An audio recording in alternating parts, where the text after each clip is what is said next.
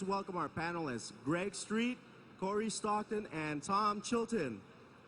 Anytime when we have a Battleground weekend, which is every weekend, we will also have, for the week during that period, it will be that week for that rated Battleground. So for example, if it were Arathi Basin weekend, then for that entire week, the featured Battleground for rated Battlegrounds would be Arathi Basin.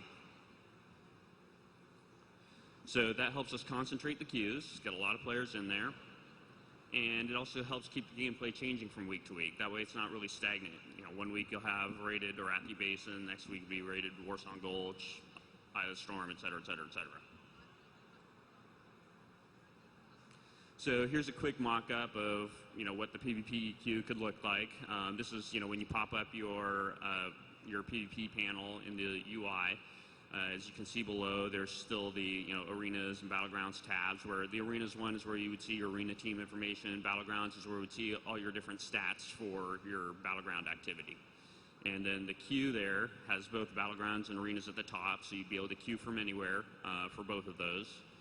And you have your normal kind of pug battleground options, and then at the bottom there you've got, in this particular example, the rated Warsong Gulch, because we're imagining that it's Warsong Gulch weekend.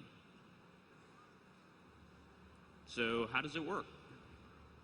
Well, let me tell you. So the basic idea here is you win a battleground, you gain rating. Your mileage may vary because it depends on the strength of the team that you're playing against, and it also depends on your own rating. So you win a battleground, you also gain arena points. Now, one of the core things here that is very different about the arena system is that there's no concept of a team. There's just the concept of you have to queue as a full group for the battleground. So in the case of Warsong Gulch, you have to queue with a group of 10 people. It can be any 10 people you want, so it could be a trade channel group that you formed. It could be guildies. It can be whatever you want. For Alterac Valley and for Isle of Conquest, the rated versions, we currently plan to use 25 people size for those battlegrounds rather than 40 person, so that you can kind of stick to the same sorts of arrangements that you make for a 25 person raid. You don't have to suddenly bloat your guild to try to get in there. Also, what's different about it is we plan to give you the arena points as you win the games. Now, this has implications for changes to the arena system in that with the arena system, we also plan to do something similar. And what we'll do is we'll limit the number of points that you can gain in a week based on what your rating was for the previous week. So the more rating you have, the more points you'll be able to get, but you'll still have to play the games in order to get those points. The reason to put a limit on it is so that it doesn't become a grind fest. We don't want players to go out there and feel like, well, it's the start of the season, I need 15,000 arena points or whatever to get all the arena gear that I need, all the PvP gear that I need. So I'm going to sit there until my eyes bleed and play games until I've got all the points that I need. So it's really important to kind of follow the model of arenas in that it's limited in terms of how many points you can get. It's a lot the same as we have with PvE in that we have raid lockouts in PvE, so you're limited in terms of how much PvE gear you can also get in any given week. You lose the battleground, and there's no rating loss, but you don't gain points. So one of the things that's very important here, it's an important distinction versus the arena system, is that because the group sizes are much larger for battlegrounds, any individual player has a lot less control over the outcome of the battle. So we think it would feel really, really crappy if you were losing rating and losing progress every time you got into a group that didn't turn out to be very good, or just had a couple of bad games or whatever. So in Battlegrounds, your rating is almost more like the highest rating you've ever attained. That's essentially what it boils down to. We plan to have two ratings. We have your personal rating, we have your matchmaking rating, kind of similar to the way the arena system works. The matchmaking rating will be able to go up and down because all that influences is who you play against and how many points that you build up as you win or lose. Or, well, you don't get any points when you lose, but how many points you gain when you win. So here's a quick mock-up of how the Battleground UI might look. We have, your overall Battleground rating, and we plan to use the same kind of scale that we do for the arena system, so that, it can be pretty clear-cut where we can say, oh, to get the highest level weapon. You'll have to have like a 2200 rating or something like that. And then we'll keep track of your different stats for all the different battlegrounds, the kind of stats that you see on the scoreboards at the end of the battle. So you can see your kind of lifetime history or your daily progress as far as all the different stuff you're doing. The stats are mostly just because it's cool. It's kind of fun to keep track of that stuff, your win-loss record, all that kind of stuff. Ultimately, that doesn't impact the gameplay itself. It's just kind of fun to be able to see. Really what matters as far as the gameplay goes is if you win the game, you get points.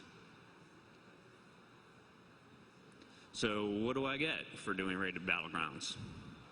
Well, we've got the return of the honor titles, for one.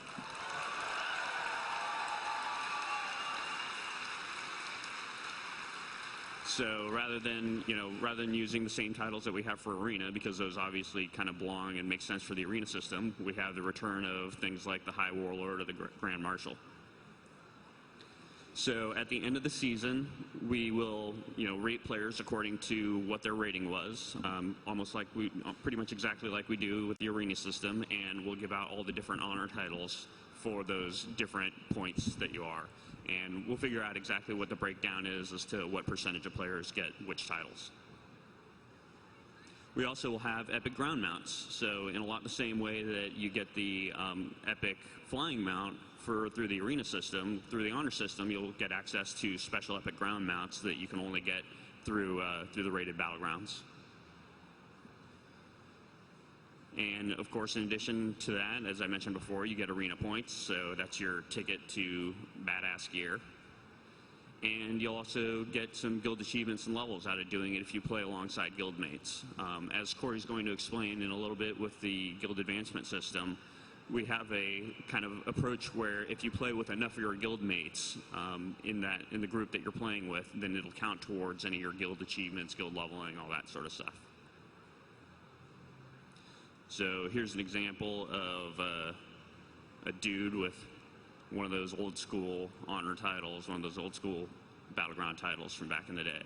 So that could be you if you're a Grey Knight Priest. So in addition to that, that pretty much covers it for rated battlegrounds. We also have the concept of Tol Barad. So Tol Barad is something I mentioned briefly in the panel of the Cataclysm preview. And Tol Barad is our new form of Wintergrasp for the expansion. Tol Barad blends a combination of Wintergrasp and the Isle of Kel'Danas concept from Burning Crusade. I hear a lot of times from players out there that they really miss the Isle of Kel'Danas kind of concept. It was really cool for world PvP because there was just a lot of spontaneous action going around as people went around doing their daily quests. And so we want to integrate that concept with what we have for Wintergrasp. Hopefully also with spreading people out enough to where we have the capability to support as many people as possible at a time.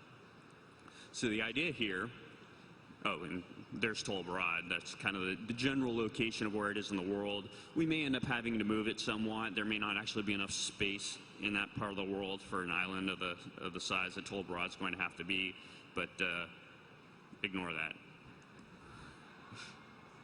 Maybe off the coast a little bit farther.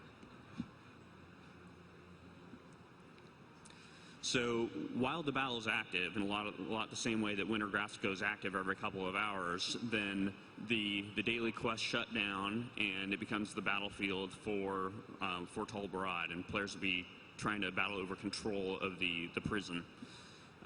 In Warcraft lore, there was a famous prison that was on the island of Tol Barad, and that's kind of what players are battling for access to because there are secrets within this prison that both sides want. And what we're going to do is we're going to have different control points in different parts of the island that players will have